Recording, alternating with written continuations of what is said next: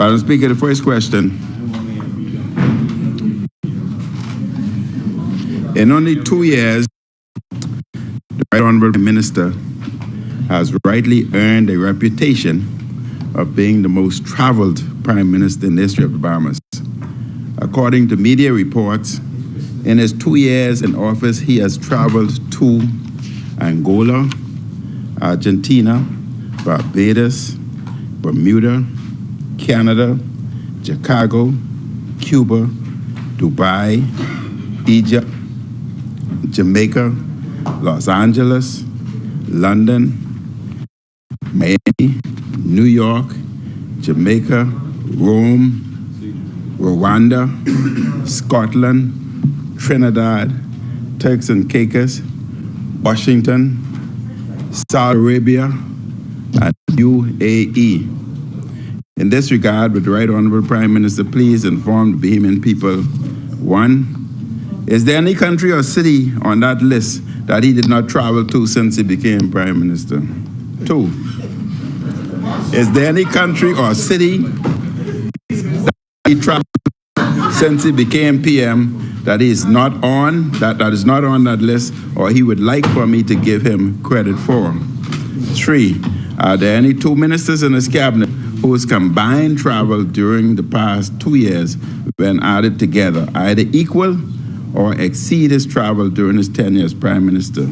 4, how many people accompanied him on each of the trips?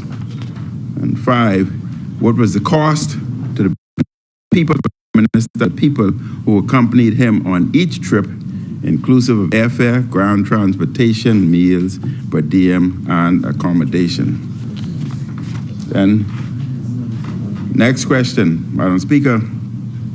The Free National Movement provided the incentive and opportunity for young Bahamians to secure a free education at the University of the Bahamas.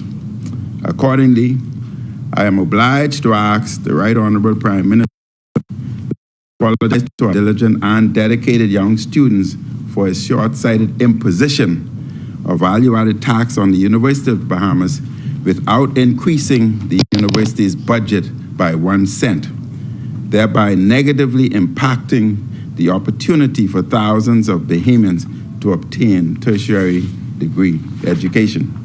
Next question, Madam Speaker.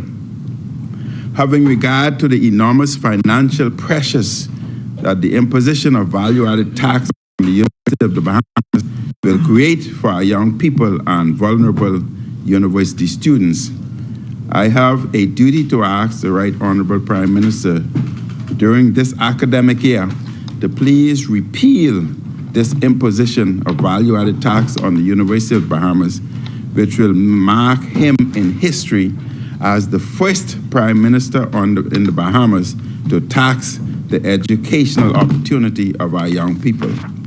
Next question, Madam Speaker.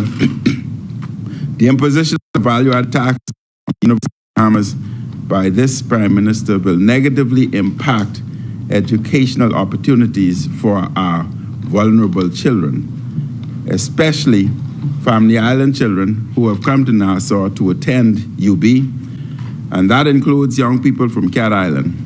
I ask every member of this Honourable House of Assembly whether they will stand up for their young and aspiring constituents by asking the Prime Minister to withdraw this poorly thought out imposition of value-added tax on the University of Bahamas.